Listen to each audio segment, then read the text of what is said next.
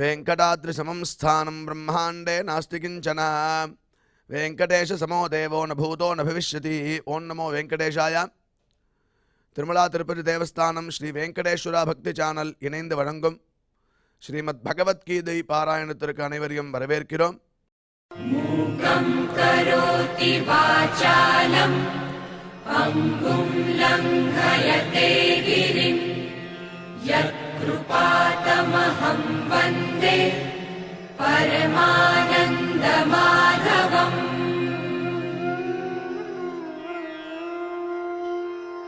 करारविन्देन पदारविन्दम् मुखारविन्दे विनिवेशयन्तम् वटस्य पत्रस्य पुटे शयानम् बालं मुकुन्दम् मनसा स्मरामि.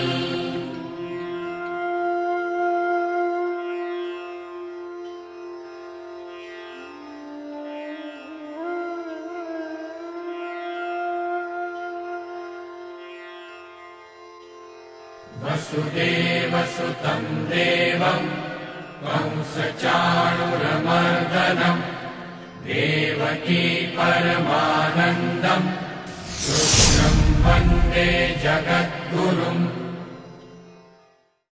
நாரத பக்தி சூத்திரத்தில் மகத் சங்கதஸ்து துர்லபா அகம்யா அமோகஷ்ச அப்படின்னு 39வது சூத்திரம். பக்தி ஏற்படுறதற்கு முக்கியமான காரணம் சத்சங்கம் அப்படிங்கிறத இங்கே காட்டி கொடுக்குறார் நாரதர் பக்தி சூத்திரத்தில். ரூபகோஸ்வாமியும் ஆதோ ஸ்ரத்தா தத சாதுசங்கா அப்படின்னு ஆரம்பித்து அந்த பிரேம பக்தியானது பலவிதமான கட்டங்கள் தாண்டி வரும் அப்படின்னு அந்த இடத்துல பகவன் நாம சிந்து சித்தாந்த சிந்துங்கிற கிரந்தத்தில் அழகாக சொல்லியிருக்கார். இந்த சாதுசங்கம் என்ன பண்ணோம் அப்படின்னா நீதி சதகத்தில் போய் பார்க்கும்போதே சந்தப்தாயசி சம்ஸ்திதஸ்ய பயசா நாமாபி ந ஞாயதே. இப்போ நம்ம நித்தியம் சாப்பிடும்போது தோசை வாப்பாலோன்னு ஆற்றுல அந்த தோசை கல் சுற்றுத்தான் பார்க்குறதுக்கு கொஞ்சம் ஜலத்தை எடுத்து அதில் தெளிப்பாலாம். தெளித்தா அந்த ஜலம் இருக்கிற இடம் கூட தெரியாது, புஷ்ஷுன்னு ஆகிடும், எவாபரேட் ஆகிடும். அதே ஜலம் சந்தத்தாயசி, அயசின நெருப்பு, இது இரும்பில் ரொம்ப காய்ச்சின இரும்பில் சம்ஸ்திதஸ்ய பயசா ஜலத்தை எடுத்து தெளிச்சான்னா நாமாபி ந ஞாயதே, பேர் கூட தெரியாது, ஜலம் இருந்ததா அப்படின்னு கேட்டால் இல்லைன்னு தான் சொல்லுவோம் 2 நிமிஷம் கழிச்சு. அதே ஜலம் முக்தாகாரதயா ததேவ நிர்ணீ பத்ரஸ்திதம் ராஜதே, நிர்ணீ பத்ரஸ்திதம் முக்தாகாரதயா ததேவ ராஜதே. ஒரு தாமரை இலை மேலே ஜலத்தை எடுத்து தெளிச்சான்னா அதை பார்க்குறதுக்கு முத்து போல் தெரியுமா, அப்படியே பார்க்குறதுக்கு அப்படியே பிரகாசமாக தெரியும். அதே ஜலம் இன்னொரு இடத்துல பார்க்கும்போது ஸ்வாத்யாம் சாகர சுக்தி மத்திய பதிதம் தன் மௌக்திகம் ஜாயதே. இப்போ முத்துன்னு சொல்கிறோமே, அந்த முத்து எப்படி ஏற்படுறதுன்னு சாஸ்திரம் இங்கே காட்டி கொடுக்குறார். சுவாதி நட்சத்திரத்தில் ஒரு நல்ல மழை காலத்தில் இந்த சிப்பி திறந்துன்னு இருக்குமா, அதில் விழக்கூடிய ஒரு சொட்டு ஜலம் அப்படியே அது மூடினோடனே முத்தா மாறுறதுன்னு சாஸ்திரத்தை சொல்கிறார். ஸ்வாத்யாம் சாகர சுக்தி மத்திய பதிதம் தன் மௌக்திகம் ஜாயதே, முக்தா மாறுறதுதான். இதெல்லாம் என்ன பலவிதமான கட்டம் சொல்கிறார். பிராஜே நாதம மத்தியம உத்தம குணா சம்சர்கதோ ஜாயதே. சம்சர்க்கத்தினால தான் பலவிதமான அதம மத்தியம உத்தமமான குணங்கள் ஏற்படுறது அப்படின்னு அழகாக நீதி சதகத்தில் சம்சர்க்கம் எவ்வளோ முக்கியம், அது சாது சங்கமாக இருந்தால் எப்படி முத்து போல பிரகாசிக்கலாம், அதுக்கு மேலே முத்தாவே மாறலாம். இந்த சாதாரண ஜலம் முத்தாவே எப்படி மாறுறது அப்படிங்கிறத உதாரணமாக வச்சு சொல்லிருக்கார். அதுக்கோசரமே இந்த சாது சங்கம் ஏற்படணும். இந்த சத்சங்கமானது நம்மளுக்கு ரொம்ப முக்கியம். அது எப்படி வரும்னா முக்கியதஸ்து மகத் கிருபையைவா பகவத் கிருபா லேஷாத்வா அப்படின்னு 38வது சூத்திரம் நாரத பக்தி சூத்திரத்தில் பகவானே சுயமே அவனுடைய கிருப்பை லேசாக நம்ம மேலே உழுந்தா போதும் இந்த பக்தியானது நமக்கு ஏற்படும் அப்படிங்கிறதுக்காக ஒரு சாது சங்கத்தையும் நம்மளுக்கு ஏற்படுத்தி கொடுத்துருக்கான் தேவஸ்தானம் துவாரா, SVBC சேனல் துவாரா. அதனால்தான் இந்த பகவத்கீதை பாராயணமானது பிரதிதினம் பிரதிஸ்லோகம் ஒவ்வொரு ஆத்துலேயும் கேட்கணும்னு தேவஸ்தானம் ஏற்பாடு பண்ணி இது மக்கள்கிட்ட கொண்டு போய் சேர்ப்பிச்சுருக்கா. அப்பேற்பட்ட இந்த பகவத்கீதை பாராயணத்திற்கு முதல்ல குரு பிரார்த்தனை மற்றும் சங்கல்பத்துடன் இன்றைய நிகழ்ச்சியை துவங்கலாம்.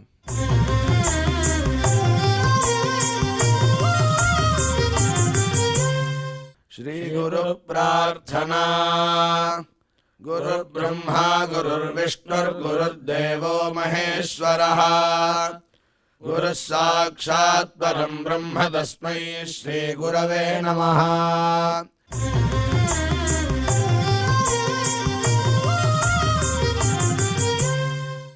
ஸ்ரீனிவாச பிரார்த்தனா. நமः க்ஷீராப்திநாதாய வைகுண்டாச்சலவாசினே முகுந்தாய நமோ நித்யம் அனந்தாய நமோ நமः.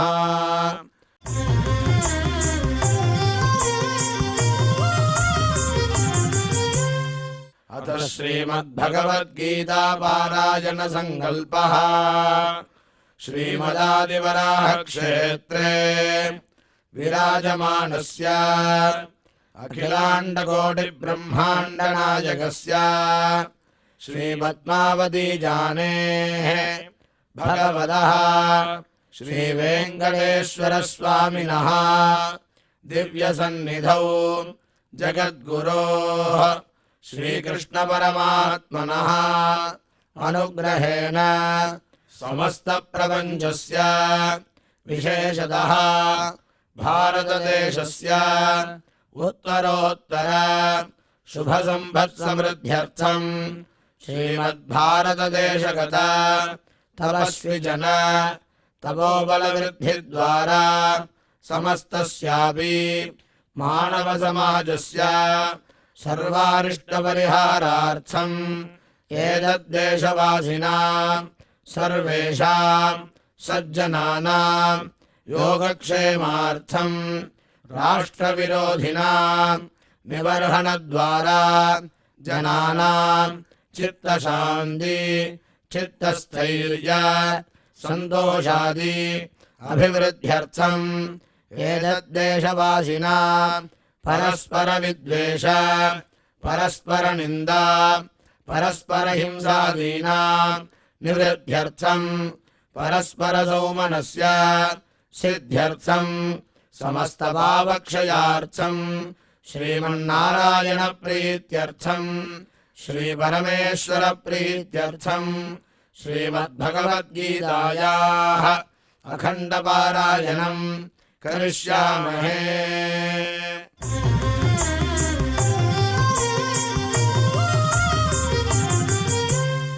श्रीगीता प्रार्थना। श्रीवत्साङ्गं महोरस्कं वनमाला विराजितं शङ्खचक्रधरं देवं कृष्णं वन्दे जगद्गुरुम्।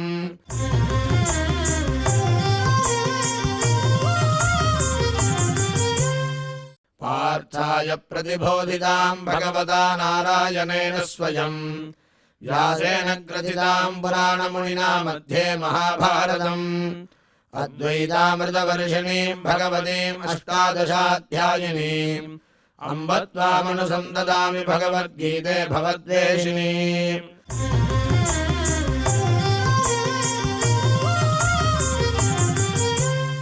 श्रीवेदव्यास प्रार्थना। व्यासं वसिष्ठनप्तारं शक्तेः पौत्रमकल्मषम् पराशरात्मजं वन्दे सुखदातं तपोनिधिम्। यत्र योगेश्वर कृष्णो यत्र पार्थो धनुर्धरः तत्र श्रीर्विजयो भूतिर्ध्रुवाणि धर्मधर्ममा।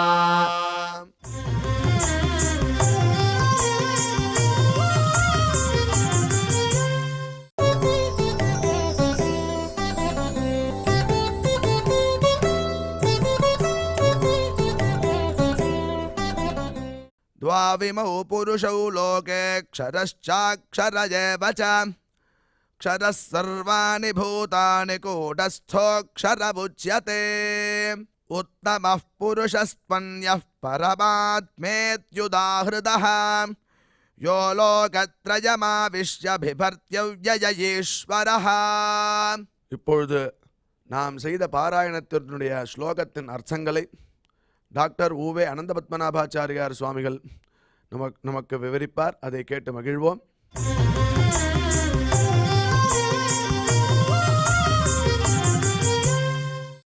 द्वाविमौ पुरुषौ लोके क्षरश्चाक्षर एव च क्षरः सर्वाणि भूतानि कूटस्थोऽक्षर उच्यते उत्तमः पुरुषस्त्वन्यः परमात्मेत्युदाहृतः यो लोकत्रयमाविश्य बिभर्त्यव्यय ईश्वरः. ओम नमो भगवते वेंकटेशाय. ஆச்சரியமான 15வது அத்தியாயம். இந்த 15வது அத்தியாயத்தை நாம் பலப்படியாக பார்க்க வேண்டும். அதாவது எப்படின்னா, புருஷோத்தமனான எம்பெருமானுடைய பெருமையானது இந்த அத்தியாயத்தில் எவ்விதம் நன்கு சிறப்பாக வெளிப்படுகிறது அப்படின்றது ரொம்ப முக்கியம். அதாவது கான்டெக்ஸ்ட், கான்செப்ட் ரெண்டுத்தையும் நாம் என்னென்னா பார்க்கணும். கான்டெக்ஸ்டையும் புரிஞ்சுக்கணும், கான்செப்டையும் புரிஞ்சுக்கணும். சில சமயம் கான்டெக்ஸ்ட் மனசில் நிற்கும், கான்செப்ட் மறந்து போயிடும். சில சமயம் கான்செப்ட் மனசில் நிற்கும், பட் கான்டெக்ஸ்ட் போயிடும். ரொம்ப குழப்பலாம் அவங்கள. பட் இது ரொம்ப முக்கியம். பகவத்கீதையை பொறுத்தவரையில் கான்டெக்ஸ்ட் அண்ட் கான்செப்ட் எந்த சப்ஜெக்ட் மேட்டராக இருந்தாலும் that is very important. But here in particular அப்படின்னு பார்த்தோம்னா பகவத்கீதையை பொறுத்தவரை கான்செப்ட் அண்ட் கான்டெக்ஸ்ட். சுவாமி ராமானுஜருடைய பாஷ்யத்தை நீங்கள் கரெக்டாக ஃபாலோ பண்ணினேன்னா அந்த கான்டெக்ஸ்ட்டும் மிஸ் ஆகாது, கான்செப்டும் மிஸ் ஆகாது. சுவாமி அதை ரொம்ப அழகாக கொடுக்குறார். சுவாமி ராமானுஜர் அதை கரெக்டாக கொண்டு வந்து காண்பிக்கிறார் நமக்கு. இப்போ வேதத்தில் 2 பெரும் பிரிவுகள் இருக்கிறத பார்த்தோம். கர்மகாண்டம்னு ஒன்று, ஞானகாண்டம்னு ஒன்று. அந்த கர்மகாண்டம்ன்றது பூர்வகாண்டம்னு பேர். அந்த பூர்வகாண்டம் பகவத் ஆராதன பிரகாரங்களை காண்பிக்கிறது. பகவானை எப்படி நாம் ஆராதிக்கிறது. எனக்கு பக்தி பண்ணணும்னு ஆசைப்படுறோம். ஆனால் பக்தி பண்ணுறதுக்கு தெரியலையே சுவாமின்னா. பக்தி பண்ணணும்னா எல்லாரும் உடனே ஒரு உபன்யாசத்தில் சொல்லிடுவோம். நாங்கள்லாம் பக்தினா மூட பக்தி. கஜேந்திரன் எந்த ஸ்கூலில் போய் படித்தான், துருவன் எந்த கான்வெண்ட்டில் போய் படித்தான் அப்படி. கரெக்டு தான், அதெல்லாம் இல்லைன்னு சொல்லலை. பட் அவளுக்கெல்லாம் பூர்வ ஜென்ம விற்த்தாந்தங்கள் நிறைய விஷயங்கள்லாம் இருக்குது. மேலெழுந்த வாரியாக உபன்யாசங்களில் சொல்கிறது மட்டுமே நம்ம ரொம்ப சீரியஸாக எடுத்து நாம் நம்முடைய லைஃப்பை இம்ப்ளிமெண்ட் பண்ண முடியாது. ஆனால் உபன்யாசங்கள் சொல்கிறதுக்கு காரணம் என்ன, ஜனங்களுக்கு மனசில் ஒரு ஸ்ரத்தையை பக்தியை உண்டாக்குறதுக்கோசரம். அதுக்கப்புறம் பர்சனலாக அப்ரோச் பண்ணி மேற்கொண்டு விஷயங்களை தெரிஞ்சுட்டு நாம் உண்மையான அந்த வழியில் பக்தியை ஆரம்பிக்கணும், அந்த பக்தியை பண்ணணும். அதுதான் முக்கியம். அதுக்காகத்தான் இவ்வளோ பாடுபடுறது. அப்போ கர்மகாண்டம்ன்றது எதை சொல்ல வந்தது அப்படி கேட்டால் யாகங்கள், யஜ்ஞங்கள், தானங்கள், தவங்கள்னு சொல்கிறது. அதெல்லாம் கொண்டு பரமாத்மாவை ஆராதிக்கணும். இதெல்லாம் பகவத் ஆராதனம். எல்லாத்தையும் பகவத் ஆராதனமாக சமர்ப்பிக்கணும். அதனால தான் எந்த ஒரு காரியத்தை நாம் செய்தாலும் கடைசியில் நாம் கிருஷ்டார்ப்பணம்னு நாம் பண்ணுறோம். அடுத்தது உத்தரகாண்டம்னு சொல்லக்கூடிய ஞானபாகம் இருக்கே, அவனுடைய ஸ்வரூப ரூப குண விபவ ஐஸ்வர்யாதிகள் எல்லாம் சாட்சாத்தாக அது பேசுறது. உத்தரகாண்டம்ன்றதுக்கு ஞானபாகம்ன்றதாக சொல்லி பேர். அது ஸ்ருதி சிரசி விதீப்தே என்று போன உபன்யாசத்தில் நாம் பார்த்தோம். தீப்தே விதீப்தே என்று கர்மகாண்டத்தில் பரமாத்மா விளங்குகிறான், ஞானவகாண்டத்தில் பெருமாள் விசேஷன விளங்குகிறான், விசேஷத்தை விளங்குகிறான் என்று ஸ்ருதி சிரசி விதீபனத்துவமானது காண்பிக்கப்பட்டது. இதெல்லாம் வேதத்துடைய சாரம்னு சொல்கிறேன் சுவாமி. இந்த வேதத்துடைய சாரத்தை நான் எங்கே போய் கூகுள் பண்ணி தெரிஞ்சுக்கிறது, மெட்டாவில் எங்கே போய் தெரிஞ்சுக்கிறது? ஒரிஜினல் இன்டெலிஜென்ஸ் போய் இப்போ ஆர்டிஃபிஷியல் இன்டெலிஜென்ஸில் வந்துட்டோமே, ஆர்டிஃபிஷியல் இன்டெலிஜென்ஸில் போய் தெரிஞ்சிக்க முடியுமான்னு ஒரு கேள்வி வந்தோடனே பகவான் சொன்னான், சர்வவேத சாரார்த்தங்களை அறிந்தவன் நானே, ஆகையால் என்னிடமே வேதங்களின் சாரார்த்தங்களை கேள் என்கிறான் பரமாத்மா. இப்போ வேதத்தினுடைய அர்த்தங்களை தெரிஞ்சுக்கணுன்றது ரொம்ப முக்கியமானது. ஆனால் வேதத்தினுடைய அர்த்தங்களை எது மூலமாக யாருக்கிட்ட தெரிஞ்சுக்கிறதுன்னு ஒரு கேள்வி வருது. இப்போ கீழே ஒரு விஷயம் பார்த்தோம். எல்லாமே கான்டெக்ஸ்டை நம்ம மறக்கக்கூடாது. அதான் திருப்பி சொல்கிறேன். வேதைஷ்ட சர்வைஹி அகமேவ வேத்யா என்ற ஒரு வார்த்தை பார்த்தோம், ஞாபகம் இருக்கா? வேதைஷ்ட சர்வைஹி அகமேவ வேத்யா. ஏவ என்னும் ஒரு வார்த்தை இருக்குது. ஏவன்னு அர்த்தம், அது அதனால் எக்ஸ்க்ளூசிவ்னு அர்த்தம், அதன் மூலமாக மட்டுமே அப்படின்னு அர்த்தம். அதுக்கு 3 விதமான அர்த்தங்கள் நாம் பார்த்தோம். வேதைரேவ அகம் வேத்யா, வேதைஷ்ட சர்வைரேவ அகம் வேத்யா, வேரைஷ்ட சர்வைஹி அகம் வேத்ய ஏவ என்றதாக 3 கான்டெக்ஸ்ட் பார்த்தோம், 3 விதமாக அர்த்தம் பார்த்தோம். சுவாமி இப்போ ஒன்று புரிஞ்சுக்கோங்க, ஒரு விஷயத்தை எக்ஸ்பிளைன் பண்ணுறதுன்னா என்ன அர்த்தம்னா, அந்த விஷயம் அதாவது எந்த சப்தங்கள் இருக்கோ அதனுடையதான யூட்டிலிட்டி, அந்த சப்தங்களை எப்படி கரெக்டாக எந்த இடத்துல மேட்ச் பண்ணினோன்னு சொன்னால் அர்த்த சுவாரஸ்யங்கள் கிடைக்கும் என்பதை புரிந்து கொண்டு நாம் சொல்லுவதற்கு பேர் தான் விரிவுரை, எக்ஸ்பிளனேஷன், பாஷ்யம்னு பேர். அதுக்கு வேற இறைவ அகம் வேத்யா, வேதங்களினால் மட்டும்தான் பரமாத்மாவை அறிய முடியும்.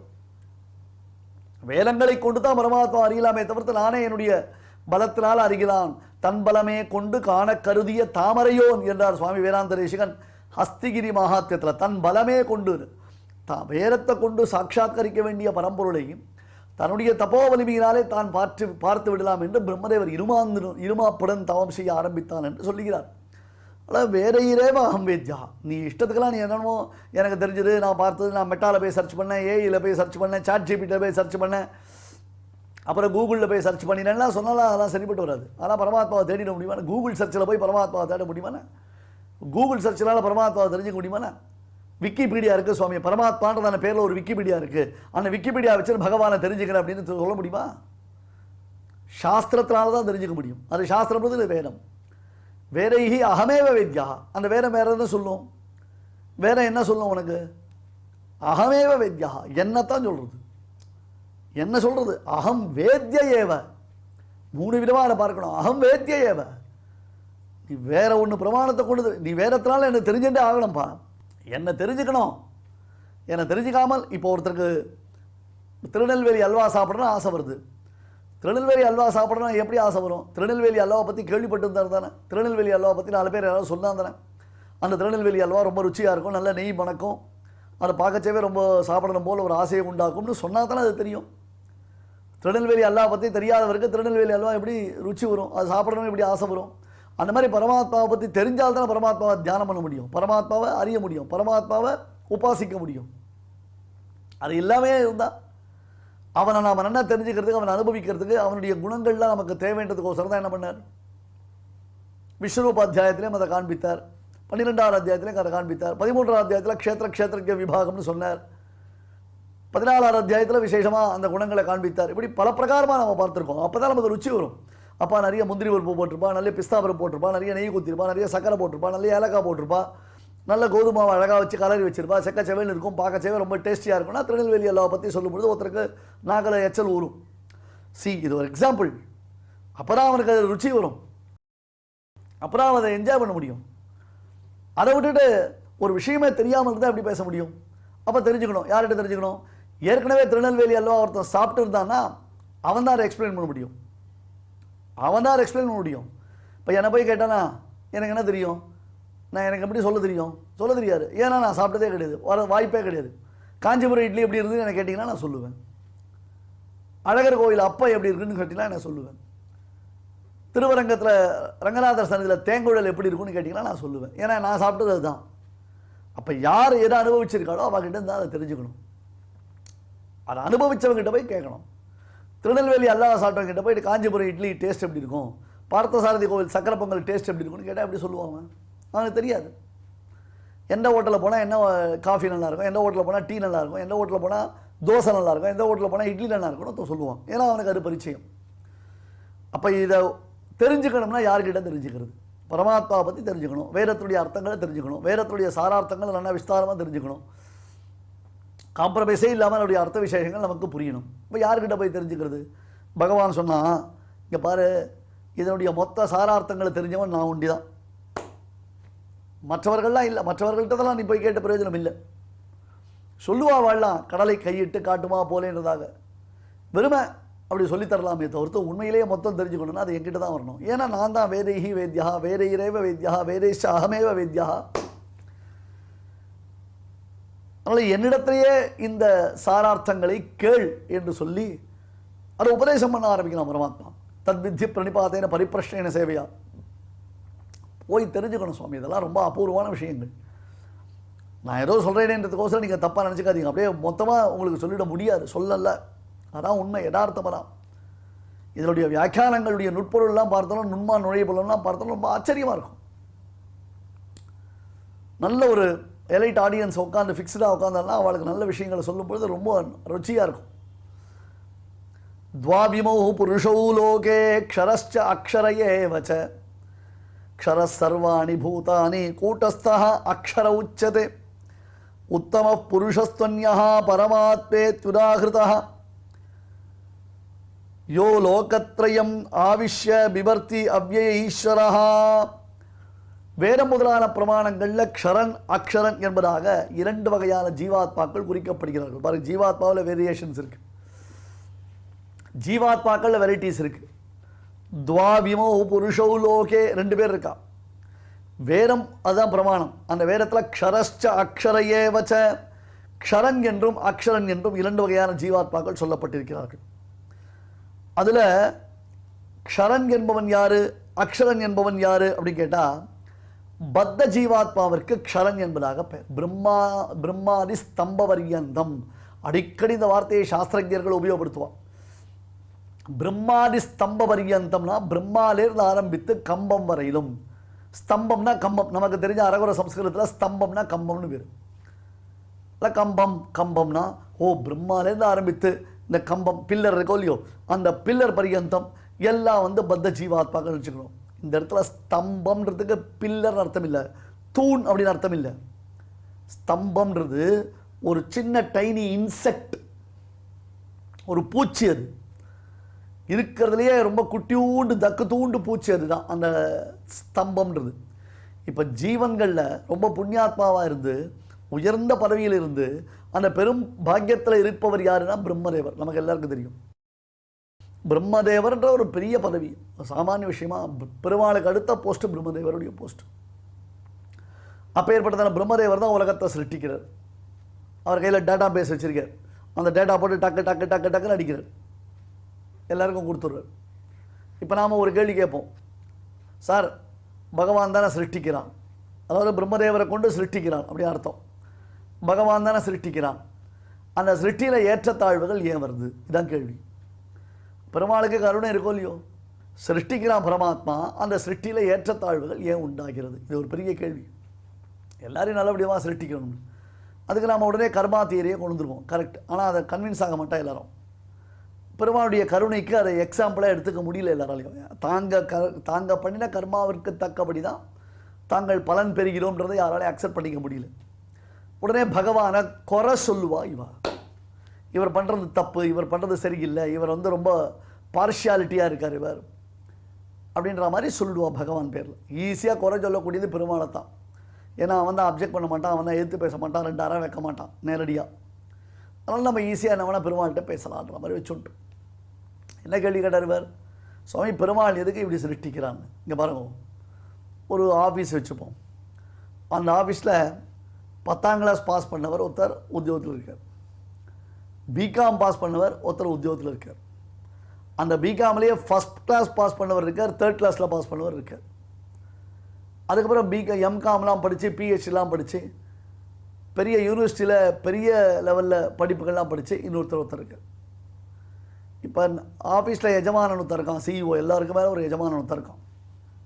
அந்த எஜமானன் என்ன பண்ணுறான், இந்த யூனிவர்சிட்டியில் போய் பெரிய படிப்பு படித்து பிஹெச்டிலாம் பண்ணிருக்காரு இல்லையோ, பொருளாதாரத்தில் எக்கானமியில் பெரிய பிஹெச்டிலாம் டாக்டரேட்லாம் பண்ணியிருக்காரு இல்லையோ, அவர்கிட்ட ஒரு அசைன்மெண்ட்டை கொடுக்குறான். என்ன அப்படின்னு கேட்டால், நம்ம ஆஃபீஸில் உத்தியோகத்தில் எல்லாரும் உத்தியோகத்துக்கு சேர்த்துக்கோ, யாரெல்லாம் கஷ்டப்படுறாளோ அவளெல்லாம் உத்தியோகத்தில் சேர்த்துக்கோ, அவளுக்கு நீ சம்பளம் கொடு அப்படின்னு சொல்கிறான். அவர் என்ன பண்ணார், எஜமானுடைய கருணையை புரிஞ்சுக்கிறார். எஜமானனுக்கு என்ன நோக்கம், ஐயோ பாவம் 4 பேர் கஷ்டப்படுறா, அந்த கஷ்டப்படுறவாளை நம்ம உத்தியோகம் கொடுத்தோம், அவளுக்கு ஒரு ஆதரவு கொடுப்போமே அப்படின்னு எஜமானன் ஆசைப்படுறார். அவளை அடாப்ட் பண்ணிக்கிறான், இன்டர்வியூ வைக்கிறான். 10ஆம் கிளாஸ் படித்தவனுக்கு ஒரு வேலை கொடுக்குறான், பிகாம் 3rd கிளாஸில் பாஸ் பண்ணினவனுக்கு ஒரு வேலை கொடுக்குறான், பிகாம் ஃபஸ்ட் கிளாஸில் பாஸ் பண்ணவனுக்கு ஒரு வேலை கொடுக்குறான். புரிஞ்சுதா உங்களுக்கு? இப்போ 10ஆம் கிளாஸ் பாஸ் பண்ணினானே அவனுக்கு என்ன வேலை, அவனுக்கு ஏதோ அட்டெண்டர் வேலை மாதிரி வச்சுக்கோங்க, டீ காப்பி வாங்கிட்டு வர வேலை, கதவை திறந்து விட்ற வேலை. அவனுக்கு என்ன சம்பளம் கொடுப்பா, 10,000 ரூபா சம்பளம் கொடுப்பா, 5,000 ரூபா சம்பளம் கொடுப்பான். அடுத்தது பிகாம் 3rd கிளாஸில் பாஸ் பண்ணினவனே வேறு ஏதோ ஒரு அக்கௌண்டண்ட்டாக வச்சுட்டு ஏதோ மாதிரி வச்சுட்டு அவனுக்கு ஒரு வேலை கொடுத்து அவனுக்கு மாதம் ஒரு 30,000 ரூபா சம்பளம் கொடுப்பான். அடுத்தது பிகாம் ஃபஸ்ட் கிளாஸில் பாஸ் பண்ணின ஒருத்தர் இருக்கான் பாருங்க, அவனை கூப்பிட்டு என்ன பண்ணுவான், அவனுக்கு ஒரு வேலை கொடுப்பான், உனக்கு ஒரு 40,000 45,000 சம்பளம் அப்படின்னு மேனேஜர் மாதிரி ஒரு போஸ்ட் கொடுப்பான். எம்காம் படித்த ஒருத்தரகாம் பாருங்க, அவனுக்கு ஒரு போஸ்ட் கொடுப்பான். இதெல்லாம் அப்பாயின்ட் பண்ணுறது யார்? அந்த யூனிவர்சிட்டியில் போய் பிஹெச்டி பண்ணார் இல்லையோ, பொருளாதாரத்தில் பெரிய பிஹெச்டி பண்ணார் இல்லையோ, அவர் தான். சரி, இப்போ இதில் எஜமானுடைய கருணை என்ன? எல்லாருக்கும் வேலை கொடுக்கணும். அன்எம்ப்ளாய்டாக யாரும் என்கிட்ட இருக்கக்கூடாது. என்னை சுற்றி இருக்கிற எல்லாரும் மகிழ்ச்சியாக இருக்கணும்.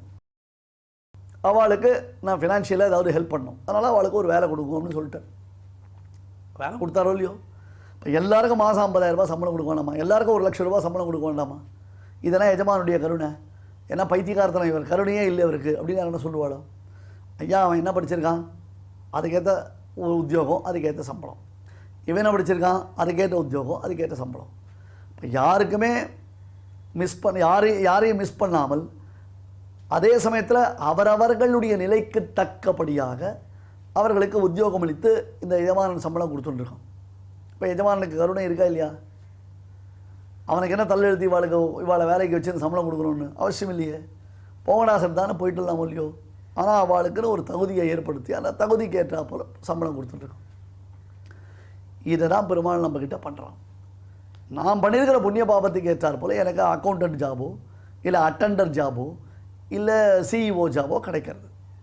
இதில் எப்படி நான் பெருமாள் பகவானை தோஷம் சொல்ல முடியும்? நான் எப்படி பகவானை தோஷம் சொல்ல முடியும்? இவர் என்ன படிச்சிருக்கா? எஸ்எஸ்எல்சி படித்தவனை கொண்டு போய் நான் சிஇஓ உட்காரக்க முடியுமா? அப்போ அந்த சிஇஓ பெரிய படிப்பு படித்தானே யூனிவர்சிட்டியில், அவனுக்கு என்ன மதிப்பு தான் இருக்கும்? அப்போ உலகத்தில் எஜுகேஷனுக்கு மதிப்பே இல்லாமல் போய்டும், எக்ஸ்பீரியன்ஸுக்கு மதிப்பே இல்லாமல் போய்டும், டேலண்ட்டுக்கு மதிப்பே இல்லாமல் போய்டும். ஒன்று ஒத்துக்கணும்ல, டேலண்ட்டு பார்க்கணும், எக்ஸ்பீரியன்ஸ் பார்க்கணும், எஜுகேஷன் பார்க்கணும், பொட்டன்ஷியல் பார்க்கணும். நம்ம சொல்கிறோம்ல, அதுக்கேற்ற மாதிரி தானே சம்பளம் எதிர்பார்க்குறோம். அதே மாதிரி தான் இங்கே பரமாத்மா கர்மா தியரி. இப்போ இதெல்லாம் இன்டர்வியூ பண்ணது யார்? அந்த யூனிவர்சிட்டியில் போய் பிஹெச்டி பண்ணவர், பொருளாதார மேனேஜ். அவருக்கு மேலே இருக்கிறவர் யார்? சிஇஓ. இப்போ அந்த மேனேஜர் யார்? He is also employee. கரெக்டாக இல்லையா? அவரும் இந்த கம்பெனியில் எம்ப்ளாயி தான். அவரும் எஜமானங்கிட்ட சம்பளம் வாங்குறவர் தான். இங்கே 10,000 ரூபாய் சம்பளம் ஆரம்பிச்சது, அவருக்கு மாதம் 2 லட்சம் சம்பளம், 3 லட்சம் சம்பளம், அந்த மாதிரி அவருக்கு சம்பளம் இருக்குது. But he is also an employee. அவரும் ஒரு எம்ப்ளாயி தானே. அந்த மாதிரி தான் பிரம்மதேவர் ஒரு எம்ப்ளாயி. அதுக்காக இந்த கதையை சொல்லணும் உங்களுக்கு. இப்போ பகவானுடைய சிருஷ்டியில் ஒரு கம்பெனியில் பிரம்மதேவரை வைத்துக்கொண்டு பரமாத்மா என்ன பண்ணுறான்? தத்தத் கர்மானுகுணமாக அவரவர்களை சிருஷ்டிக்கிறான், பிரஜா சிருஷ்டி பண்ணுறான். அப்போ அந்த பிரம்மதேவருக்கும் அதில் பிரஜா சிருஷ்டியில் பங்கு உண்டானார். அவரை கொண்டு சிருஷ்டி பண்ணுறான், அவரை வைத்து இன்டர்வியூ பண்ணுறான். இப்போ முதல்ல அவரை இன்டர்வியூ பண்ணது யார்? இந்த கம்பெனியினுடைய முதலாளி. பிரம்மாவுக்கு பிரம்மா பதவி கொடுத்தது யார்? இந்த கம்பெனியினுடைய முதலாளி. அதுக்கப்புறம் யார் யாருடைய தகுதிக்கு என்னென்ன பதவி கொடுக்கலான்றதை தீர்மானம் பண்ணுறவர் யார்? அந்த முதலாளினால் அப்பாயின்ட் பண்ணப்பட்டதால இந்த பிஹெச்டி டாக்டரேட் ஒருத்தர், அவர் மூலமாக மீதிலாம் அப்பாயின்மெண்ட் ஆகுது. அதே மாதிரி பரமாத்மா பிரம்மா. இப்போ பாருங்க, அந்த ஆஃபீஸில் யார் எத்தனை பேர் எம்ப்ளாயி இருக்கா அப்படின்னு கேட்டால், முதல்ல அந்த எம்ப்ளாயி யார்? அந்த டாக்டரேட்டு அவர்லேருந்து ஆரம்பித்து அட்டெண்டர் வரலாம் எல்லோரும் எம்ப்ளாயீஸ் தானே. எல்லாரும் எம்ப்ளாயீஸ் தானே. யோசிச்சு பாருங்க. கரெக்டில் மாதமான எல்லோரும் கை நீட்டி சம்பளம் வாங்குறோம். இவர் சம்பளம் வேறு, அவர் சம்பளம் வேறு. That is different. இந்த சம்பளத்தை காட்டில் அது 200 பங்கு பெரிய சம்பளம் இருக்கலாம். அவருக்கு அந்த 200 பங்கு சம்பளம் கொடுக்கறதுக்கு காரணம் என்ன? அவருடைய கெப்பாசிட்டி, அவருடைய பொட்டன்ஷியல். ஆனால் இவங்ககிட்ட இல்லை. காரணம் என்ன? இல்லை. பகவான் நான் சொல்கிறான், நீ இதே மாதிரி அவங்ககிட்ட நீ இந்த கிரேடுக்கு நீ வா, நான் உனக்கு சப்போர்ட் பண்ணுறேன், நான் அவனை ஆதரிக்கிறேன், நான் அவனை வாடன்றேன், வா, உன்னுடைய தான கெப்பாசிட்டியை காமின்றான் பரமாத்மா. நான் பண்ணாமல், நான் எதுக்கும் பிரயத்தனப்படாமல், அதை பற்றி நான் கவலையும் படாமல், பெருமா நான் யூனியன் பிடிச்சிட்டு கோடி பிடிச்சிட்டு போராடுவேன், கம்பெனிக்கு எதிராக போராடுவேன், எங்கள் முதலாளி வந்து பார்ஷியாலிட்டி பார்க்குறாரு போராடுவேன் அப்படின்னா என்ன பண்ணுவான்? 2 அரை கொடுத்தான் போவான், பாடா சட்டான்னுவான். உனக்கு இந்த அளவு வேலை போட்டு கொடுத்ததே தப்பு, உனக்கு இவ்வளோ பெரிய சம்பளம் கொடுத்துருக்கிறதே தப்பு, நீ கொடி பிடிச்சிட்டு வேறு வரியா போடா அப்படின்னு அனுப்பிச்சு விட்ருவான். இதான் நடக்கிறது. இப்போ பிரம்மாவும் பத்த ஜீவாத்மா தான். ஸ்தம்பம்னு சொல்லக்கூடியதால் அந்த சின்ன டைனி இன்செக்ட் இருக்கு, அதுவும் பத்த ஜீவாத்மா தான். இவர்களுக்கெல்லாம் என்ன பேர்? க்ஷரர்கள் என்பதாக பெயர். இப்போ இந்த அவன் ரிட்டையர்மெண்ட்டு ஒரே நாளில் 2 பேரும் ஒரு கம்பெனியில் ஜாயின் பண்ணுறான் சார். அட்டெண்டரும் அந்த கம்பெனியில் ஒரே நாளில் ஜாயின் பண்ணுறான். மேலே இருக்கான பெரிய போஸ்ட்டு, அவன் அந்த கம்பெனியில் ஜாயின் பண்ணுறான். ஃபார்ச்சுனேட்லி 2 பேரும் ஒரே நாளில் ரிட்டையர்மெண்ட்டு. ஆகலாமே. பிரம்மாதே ஸ்தம்ப பர்யந்தம், இந்த இந்த புழுவிலிருந்து ஆரம்பித்து பிரம்மா பர்யந்தம் எல்லாரும் பத்து ஜீவாத்மா தான். எல்லாரும் கை நீட்டு சம்பளம் வாங்குறவா தான். எல்லாரும் இந்த ஆஃபீஸினுடைய ஸ்டாஃப் தான். எல்லாருக்கும் இந்த ஆஃபீஸில் சம்பளம் உண்டு தான். அதுதான் விஷயம். அப்போ இவர்களுக்கு க்ஷரர்கள் பத்த ஜீவாத்மா. இன்னொரு பேர் உண்டு அவளுக்கு, அனுவிருத்த சம்சாரினஹா அப்படின்னு அவளுக்கு பேர். அவளுடைய சம்சார பந்தம் இருக்க விடவே விடாது. ஏதாவது மேலே மேலே மேலே மேலே அவளுக்கு ரொட்டேஷனில் போயிட்டே இருக்கும். அடுத்து அடுத்து அடுத்து ஜென்ம பிறவிகள் ஜென்ம பரம்பரைகள் அவளுக்கு ஏற்பட்டு கொண்டே இருக்கும். எனவே அவளுக்கு என்ன பேர்? அனுவிருத்த சம்சாரினா. சம்சாரத்தை விடவே முடியாது. பிரம்மதேவர் மட்டும் என்ன சார், பத்த ஜீவாத்மா தான். சில பேருக்கு ஆஃபீஸில் இருப்பா, நல்ல போஸ்ட்டில் இருப்பா, அதுக்கப்புறம் ரிட்டையர்மெண்ட் ஆனோடனே இல்லை ஆஃபீஸில் வர சொல்கிறான், ஏன்னா இருந்தால் தான் அவளுக்கு ரொம்ப சௌரியமாக இருக்குமா, டெய்லி அட்லீஸ்ட் ஒரு 2 hours தான் ஆஃபீஸுக்கு வந்துட்டு போகணும்னு சொல்கிறான், உங்களுக்கு கார் தரேன், வசதி தரேன், நீங்கள் எப்போ வரீங்களோ வாங்கோ, டெய்லி ஒரு 2 hours நீங்கள் ஆஃபீஸ் வாங்கன்னு சொல்கிறா. இன்ஃபேக்ட் அதே சேலரி கொடுக்க போகிறா. அப்படி இருந்துச்சு கொஞ்சம் சப்பலம் வரும். என்னத்துக்கு நம்ம வீட்டில் வெறும் உட்காந்துருக்குது, ரிட்டையர் ஆகிட்டு வர சம்பளம் வர போகிறது, டெய்லி ஒரு 2 மணி நேரம் ஹாயாக காஃபி ஆஃபீஸுக்கு போய் ஒரு காஃபி டிஃபன்ஸ் பஜ்ஜி சுஜ்ஜி சாப்பிட்டுட்டு அது கொஞ்சம் நேரம் உட்காந்து ஏதோ மீட்டிங் மாதிரி ஒரு அட்டன் பண்ணிவிட்டு ஏதோ இந்த கம்பெனிக்கு நானும் ஹெல்ப் பண்ணுறேன்ற மாதிரி உட்காந்துட்டு வரலாமேன்ற மூலியம். இதுதான் அனுவிருத்த சம்சாரா. அழகாக ரிட்டையர் ஆகிட்டு வர வேண்டிய சமயத்தில் மறுபடியும் அதனுடைய கண்டினியூவேஷன். ஆஃபீஸில் கார் கொடுத்துருக்கா சார், வீடு கொடுத்துருக்கா சார், எவ்வளோ மரியாதை இருக்கா தெரியுமா. அந்த பழைய எங்கள் பாஸ் இருந்தார், அவருடைய பையன் தான் இப்போ போஸ்ட்டுக்கு வந்திருக்கான், சின்ன பையன். இப்போ ரொம்ப என் பேரில் ரொம்ப மரியாதை அவனுக்கு. என்ன வாங்க சுவாமி, அங்கிள் அங்கிள் நீங்கள் கூடவே இருக்கோம், நீங்கள் கூட இருந்தால் தான் எங்களுக்கு சப்போர்ட்டிவாக இருக்குன்றான் அவன். ரிட்டையர் ஆகிட்டாவது ஒழுங்காக சந்தியானம் பண்ணலான்னு பார்த்தார் இவர். ரிட்டையர் ஆகிட்டாவது ஒழுங்காக காலக்ஷேபம் பண்ணலான்னு பார்த்தார் இவர். கட்சியில் என்ன ஆகிடுது, ஆனால் 3 லட்சம் ரூபா கண்ண மறை சுடுத்து எல்லாத்தையும். அந்த மாதிரி பிரம்மதேவர் மோட்சத்துக்கு ஆசைப்படலாமே, மோட்சத்துக்கு ஆசைப்படலை. யுக கோட்டி சகசிராணி விஷ்ணு ஆராத்திய பத்மபூஹு. அன்பர்களே, ரொம்ப அற்புதமான விஷயம் நான் சொல்லிட்டு இருக்கிறது. நான் ரசித்து சொல்லிட்டு இருக்கேன், நீங்கள் எப்படி ரசிக்கிறீங்களோ தெரில. பட் இதை தயவு செஞ்சு மனசில் வச்சுட்டு எல்லாருக்கும் பிரச்சாரம் பண்ணுங்க. யுக கோட்டி, இது ரொம்ப சூப்பரான ஸ்லோகம். இந்த ரிட்டையர் ஆன பிறகு மறுபடியும் கம்பெனியில் எக்ஸ்டென்ஷன் வாங்கி வேலை செய்கிறவாளாக இருக்காலும் இல்லையோ, அதாவது அவள் சொல்கிறது பழினா கம்பெனி பேரில் பழி போட்டுருவோம். எங்கள் ஆஃபீஸ் வேணான்றார், எங்கள் பாஸ் வந்து தான் ஆகணுன்றார், போகாதேன்றார், நீ தான் பார்த்துக்கணும், நான் இருக்கிறவள்ள நீ இருன்றார், நீ இருக்கிறவள்ள நான் இருப்பேன்றார். எத்தையோ சொல்லி மேலே போய் 2 மணி நேரம் ஆஃபீஸில் போய் உட்காந்து உழைச்சிட்டு வரதுக்கு ரெடியாக இருக்கும்.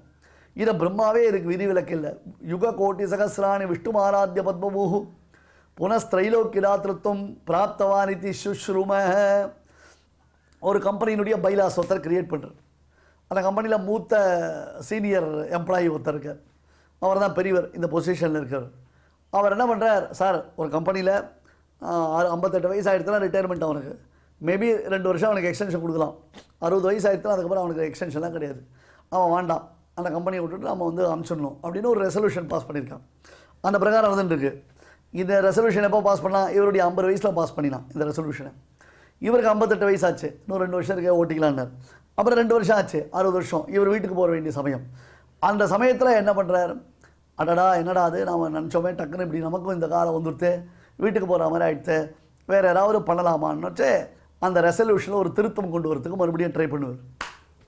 அப்படி இல்லை, கம்பெனி விரும்பினால் அந்த எம்ப்ளாயியை அவர்கள் வைத்துக் கொள்ளலாம், கம்பெனி விரும்பினால் அந்த எம்ப்ளாயியை அவர்கள் எக்ஸ்டென்சிவாக வச்சுக்கலாம் அப்படின்னு ஒரு ரெசல்யூஷனில் ஒரு அமெண்டேஷன் கொண்டுறான். ஏன் மேற்கொண்டு இவரை அந்த மீதி ஒரு 2-3 வருஷத்துக்கு மாதம் 3 லட்சம் ரூபாயை இழக்க விரும்பலை, கம்பெனியில் போய் உட்காந்து ஏதாவது காற்று வாங்கிட்டு வரணும்னு ஆசைப்படுறார். அந்த மாதிரி பிரம்மதேவருக்கு பிரம்மதேவருடைய பதவி கிடைச்சிது. ஆனால் பிரம்மதேவருடைய பதவியில் ஒட்டிகிட்டு இருக்கார் அவர். அந்த பதவின்றது ஒரு காலம்தான். அது பிரம்மாவுடைய தானே தித்திய பரார்த்தே பூர்வ பரார்த்தேன்னு சொல்லுவாங்க, பிரதம பரார்த்தேன்னு. முதல் ஆஃப் 2வது ஆஃப்னு சொல்லுவோம். அந்த அந்த பிரம்மாவுடைய தானே பகல் பொழுத இரவு பொழுத. அந்த மாதிரி வரும் பொழுது அவருக்கு முடிஞ்சு போச்சுன்னா ஓகே சைன், சாரி முடிஞ்சு போச்சு சார், இந்தாங்க உங்களுக்கு பிரிவு உபச்சார விழா அப்படின்னு கழுத்தில் ஒரு மாலையை போட்டு கையில் ஒரு பூச்செண்டை கொடுத்து ஒரு கேஷ்பேக் ஆஃபர் ஒன்று கொடுத்து அவர் கையில் ஒரு பைசா கொடுத்து பை பை டாட்டா பை பைன்னு ஆஃபீஸில் எல்லாரும் அவரை கொண்டு போய் விட்டுடுவா, ஜாலியாக கொண்டு போய் விட்டுடுவா அவரை வீட்டில். அவ்வளோதான், முடிஞ்சு போச்சு, ரிட்டையர்மெண்ட் ஆகிடுது, அவ்வளோதானே. ஆனால் பிரம்மா என்ன பண்ணார், ஐயோ நான் ரிட்டையர்மெண்ட் ஆனால் எனக்கு கஷ்டமாச்சே, போகலாமோ இல்லையோ மோட்சத்துக்கு. அட்லீஸ்ட் ரிட்டையர் ஆன பிறகு சந்தியானத்தை ஒழுங்காக பண்ணலாம் முடியும், ரிட்டையர் ஆன பிறகு ஒழுங்காக திருவாரணம் பண்ணலாம் முடியும், ரிட்டையர் ஆன பிறகு ஒழுங்காக காலக்ஷேபம் பண்ணலாம் முடியும், ரிட்டையர் ஆன பிறகு அட்லீஸ்ட் அப்பயாவது குடிவி வச்சுக்கலாம் முடியும், ரிட்டையர் ஆன பிறகாவது வெளில ஹோட்டலில் சாப்பிட்றது நிறுத்தலாம் முடியும், ரிட்டையர் ஆன பிறகாவது உட்காந்து ஆஃப்டர் ஆயர் பேண்ட் சொக்கா போட்டுக்காமல் ஒழுங்காக வேட்டி கொடுத்துட்டு கச்சை கொடுத்துட்டு நல்ல காரியங்கள் பண்ணலாம் முடியும், ரிட்டையர் ஆன பிறகாவது டெய்லி நெத்தியில் திருமண சீச்சர் இட்டுக்கலாம் முடியும். இதெல்லாம் எங்கே வந்துட்டு போகிறதோன்ற வயத்தில் தான் மறுபடியும் ஆஃபீஸ் ஓடிட்டு இருக்கேன் நான். யுககோட்டி சகசிராணி விஷ்ணு ஆராத்திய பத்மபோகோ புனஸ்திரைலோக்கியதாத்திருத்தம் பிராப்தமான சிசுஷ்ரும. ஐயா, பிரம்மதேவருடைய பதவிக்காலமானது முடிவுறாக இருந்தது.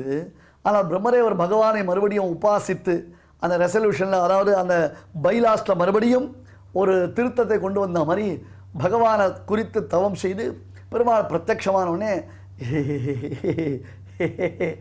எனக்கு ஆஃபீஸுக்கு இந்த போஸ்ட்டுக்கு கொஞ்சம் எக்ஸ்டென்ஷன் கொடுங்களேன், அடுத்தது இன்னொரு பிரம்ம கல்பம் வரலும் எனக்கு இந்த போஸ்ட்டுக்கு ஒரு எக்ஸ்டென்ஷன் கொடுங்க அப்படின்னு கேட்குறார். இவர் பத்த ஜீவாத்மாவா முக்த ஜீவாத்மாவா? இவருக்கு எப்போ சம்சார நிவர்த்தி ஆகும்? ஆனால் ஒன்று, ரிட்டையர் ஆன பிறகு ஒரு கன்வீனியன்ட் உண்டு. என்ன, இந்த ஆஃபீஸில் என்னென்னா 6 மாதத்துக்கு அமெரிக்கா போய்ட்டு வரதுக்கு பர்மிஷன் கொடுப்போம். பசங்க பேரன் பேத்தியோடு அமெரிக்காவில் போய் அவர் 6 மாதம் இருந்துட்டு அங்கேருந்து கம்ப்யூட்டரில் அப்பப்போ டொக்குன்னு தட்டிட்டு அதுக்கப்புறம் 6 மாதம் கழித்து திருப்பி வந்து ஆஃபீஸில் உட்காந்துக்கிறது. 6 மாதம் ஆஃபீஸ், 6 மாதம் அமெரிக்கா, 6 மாதம் ஆஃபீஸ், 6 மாதம் அமெரிக்கா, இப்படியே 4 வருஷங்கள் 5 வருஷங்கள் ஓட்டிகிட்ருப்பேன். அப்புறம் அதில் அலுப்பு வரும். அலுப்பு வரதுக்கு காரணம் என்ன? உடம்பு முடியாமல் போயிடும், வேறு ஒன்றும் இல்லை. அப்பையும் இவருக்கு தனாஷா ஜீவிதாஷாச்ச ஜீரியத்தோப்பின ஜீரியதா ஜீரியந்தி கேஷாக ஜீரியந்தி தந்தாக, பல்லு கொட்டி போயிடுறது, தலையெல்லாம் ப்ளீச் ஆகிடுத்து, தலையெல்லாம் உதிர்ந்தே போயிடுத்து, தலைமுடியெல்லாம் உதிர்ந்தே போயிடுத்து. ஆனால் தனாஷா, கம்பெனியில் கொடுக்குற பைசா, ஜீவிதாஷாச்ச, அது தவிர உயிர் வாழ்கிற ஆசை, இது மட்டும் ஒரு பொழுதும் நமக்கு நாசம் அடையிறதே இல்லை, விட்டே போகிறதில்ல. அதை பார்த்துட்டே இருக்கணும்னு ஆசைப்படுறோம். ஏன்னா அதுக்கு நம்ம ஒரு சமாதானம் சொல்லுவோம். என்ன தெரியுமா சார், ஓடி ஓடி வழக்கமாயிடுச்சு sir. when I was at 22 I went to Calcutta. அது அவருடைய பியூட்டிஃபுல்லாக அவருடைய ஹிஸ்டரி சொல்ல ஆரம்பிப்பார். கையில் பேக்கெட்டில் ஒரு 500 ரூபாய் எடுத்துகிட்டு போனேன் சார் கல்கட்டாக்கு. அதுக்கப்புறம் லைஃப்பில் என்ன மாதிரி ஒரு கொண்டு வந்திருக்கேன் தெரியுமா? ஒரு நாள் நான் மத்தியானத்து வேலை தூக்கிட்டு இருந்தேன். இப்போ போய் என்னை வீட்டில் விரும்புறேன்னா என்னால் விரும்ப இருக்க முடியல. அதனால தான் நான் வந்து பார்ட் டைம் ஜாப் மாதிரி வச்சுவிட்டேன். சும்மா காலத்தில் ஒரு 1 hour 2 hours ஆஃபீஸ் போகிறதுன்னு வச்சுட்டேன். அப்படின்னா இதுக்கு ஒரு சமாதானம் எக்ஸ்கியூஸ் சொல்லுவோம். அதாவது என்றைக்குமே சந்தியாவந்தனம் பண்ண மாட்டோம் அப்படின்னு நம்ம சொல்கிறதுக்கு இதெல்லாம் நமக்கு கூட சப்போர்ட்டிவாக இன்ஃப்ராஸ்ட்ரக்சர்ஸ் நம்ம ரெடி பண்ணி வச்சுருக்கோம், அக்சசரிஸ் ரெடி பண்ணி வச்சுருக்கோம். நம்ம இதெல்லாம் பத்தனுடைய காரியம். அனுவிருத்த சம்சாரினஹா என்று அவர்களுக்கு பெயர். இதெல்லாம் அதாவது சம்சாரத்தை விட்டு வெளில வரவே மாட்டான். ஏனென்றால் இதுக்கெல்லாம் தாத்தாவை தருகார் யார்? பிரம்மதேவர். அவர் காட்டிய வழி, அவர் கிளீனாக வழி காமிச்சிட்டார். தானே தபஸ் பண்ணி மறுபடியும் அதே கம்பெனியில் தன்னுடைய பதவியின் நீட்டிப்பினை அவர் பெற்றிருக்கிறார். தேசிகன் எடுக்கிறார், ஜாகிரத, பிரம்மாலாமே பல்ட்டி அடிச்சுட்டார், பிரம்மாலாமே கவுந்துட்டார், பிரம்மாலாமே பதவிக்கு ஆசைப்பட்டு உட்கார்ந்துட்டு இருக்காருன்னு சொன்னால் நாமெல்லாம் சாமானியர்கள். நம்மெல்லாம் அவ்வளோ சீக்கிரம் நம்மளை மைண்டை செட் பண்ணிக்கவே முடியாது. என் வீடு, என் மனைவி, என் மக்கள்னு நம்மளுடைய புத்தி போயிட்டே இருக்குது. அதுலேருந்து நாம் நம்மளை ரிட்ரைவ் பண்ணிக்கிறதே கஷ்டமாக இருக்குது. அதுலேருந்து நம்ம மீட்டெடுத்துக்க முடியாது. பத்த ஜீவாத்மானா யாரும் தெரிஞ்சுக்கோ. துவாவிமோ புருஷௌ லோகே க்ஷரஸ்ச அக்ஷர ஏவச க்ஷரஹ சர்வாணி பூதானி கூட்டஸ்தஹ அக்ஷர உச்சதே. இதில் க்ஷரன் என்பவன் பத்த ஜீவாத்மா, அவனை காட்டிலும் வேறுபட்டவன் அக்ஷரன் என்று சொல்லப்படக்கூடிய முக்த ஜீவாத்மா. முக்தாத்மா யாரு? போரும் சார், எனக்கு எல்லாம் பண்ணியாச்சு. கிட்டத்தட்ட 40 years இந்த ஃபீல்டில் இருந்துட்டேன். I am very comfortable. Family எல்லாம் செட்டில் ஆகியாச்சு. எனக்கும் டயர்ட் ஆகிட்டேன் நான்.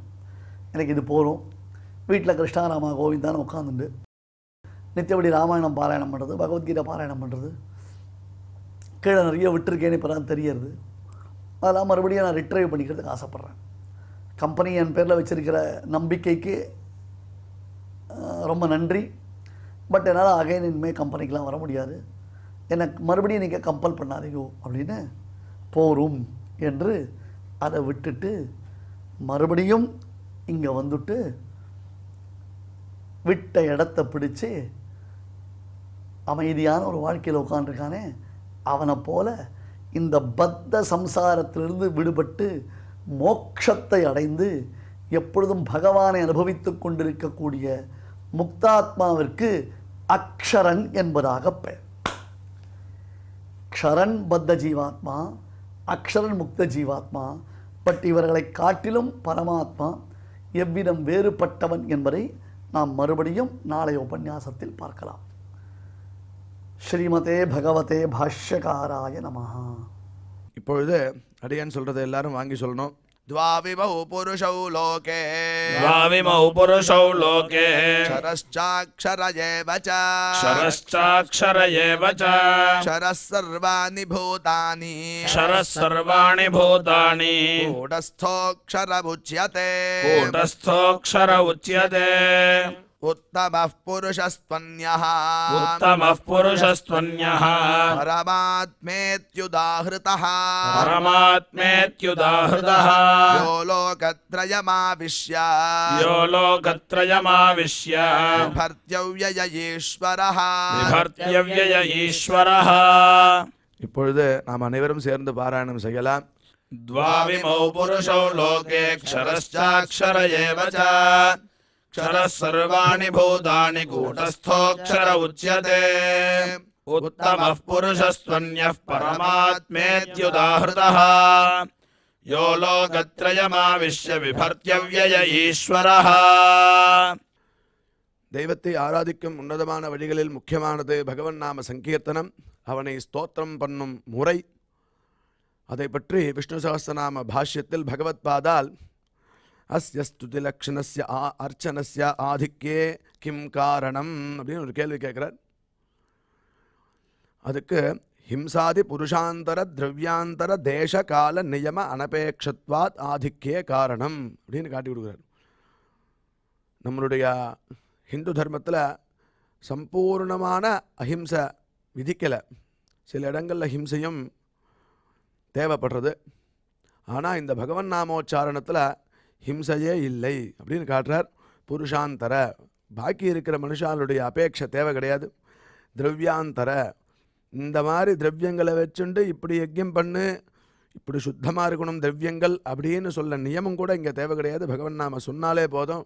திரவியாந்தர தேச கால, இந்த சமயத்தில் தான் இதை பண்ணணும், இந்த காலத்தில் தான் இந்த தேசத்தில் தான் இதை பண்ணணும், இந்த ஊரில் தான் இதை பண்ணணும் அப்படிங்கிற நியமமும் இல்லாதனால, நியமமும் இல்லாது எப்போ வேணால் எப்படி வேணால் எங்கே வேணால் சொல்லலாம் அப்படிங்கிறது தான் இந்த ஸ்துதியினுடைய முக்கியத்துக்குவே காரணம் அப்படின்னு பகவத் பாதால் இந்த பகவன் நாமோச்சாரணத்தினுடைய மேன்மையை பற்றி அழகாக விஷ்ணு சஹஸ்ரநாம பாஷ்யத்தில் பிராரம்பத்திலே நம்மளுக்கு உபதேசிக்கிறார். அவ்வழியிலே நாம் இப்பொழுது நாம சங்கீர்த்தனத்தை கேட்டு மகிழ்வோம். ಮನಶುದ್ಧಿಯಿಲ್ಲದವಗೆ ಮಂತ್ರದ ಫಲವೇಣು, ಮನಶುದ್ಧಿಯಿಲ್ಲದವಗೆ ಮಂತ್ರದ ಫಲವೇಣು, ತನುಶುದ್ಧಿಯಿಲ್ಲದವಗೆ ತೀರ್ಥದ ಫಲವೇಣು,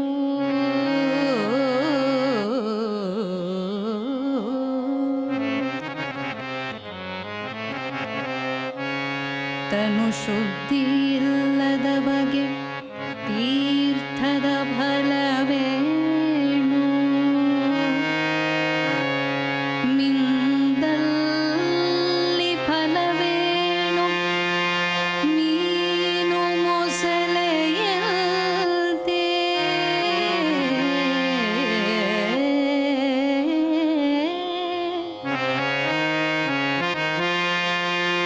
ಮಿಂದಲ್ಲಿ ಫಲವೇಣು ಮೀನು ಮೊಸಳೆಯಂತೆ,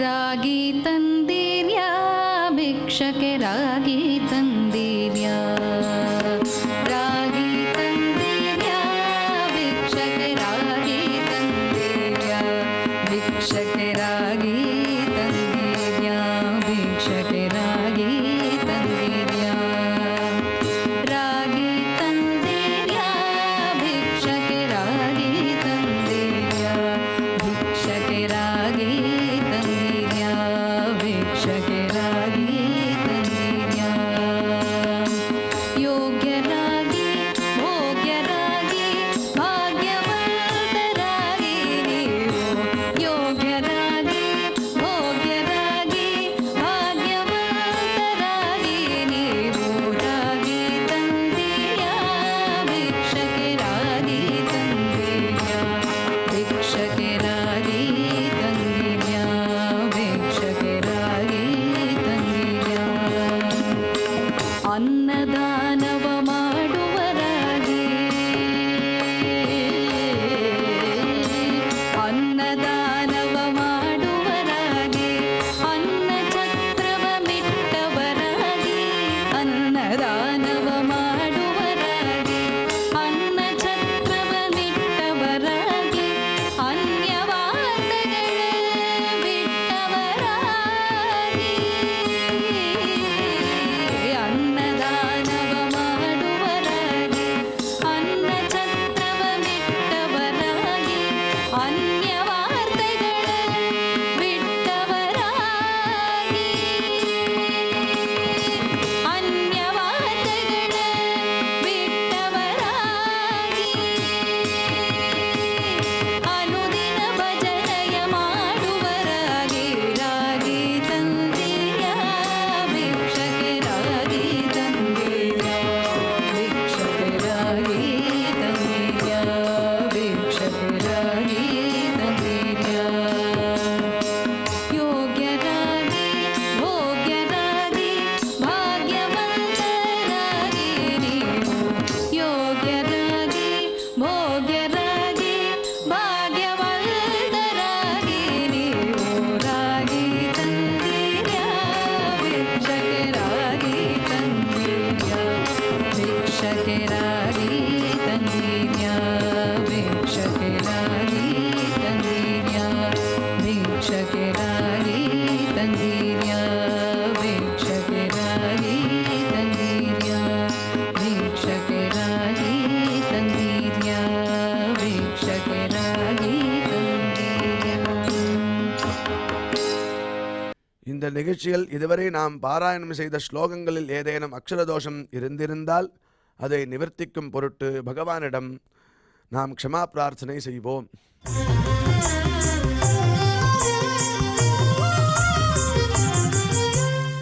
अथ क्षमा प्रार्थना यदक्षरपदभ्रष्टम् मात्राहीनम् च यद्भवेत् तत्सर्वम् क्षम्यताम् देवनारायण नमोऽस्तु ते।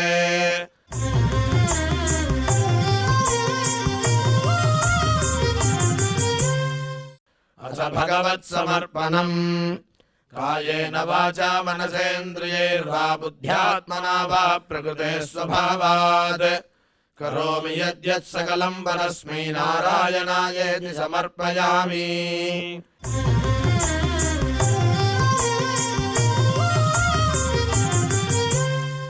अथ लोकक्षेम प्रार्थना। सर्वे भवन्तु सुखिनः सर्वे सन्तु निरामयाः सर्वे भद्राणि पश्यन्तु मा कश्चित् दुःखभाग् भवेत्। சுவாமியின் அருள் நாம் அனைவருக்கும் கிடைக்க வேண்டி மங்களாசாசனத்துடன் இன்றைய நிகழ்ச்சி நிறைவு பெறுகிறது. மீண்டும் இதே நிகழ்ச்சியில் நாளை சந்திக்கலாம். ஓம் நமோ வெங்கடேஷாய.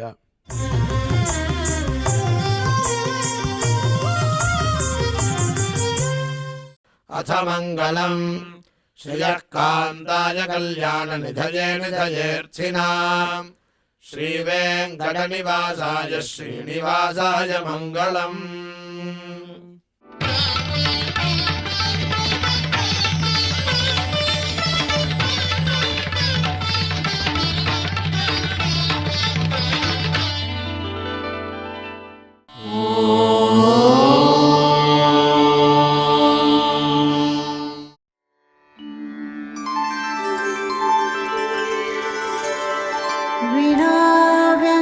विनाव्यङ्कटेशं ननाथो ननाथः सदा व्यङ्कटेशं स्मरामि स्मरामि। हरे व्यङ्कटेश प्रसीद प्रसीद। प्रियं वेङ्कटेश प्रयच्छ प्रयच्छ।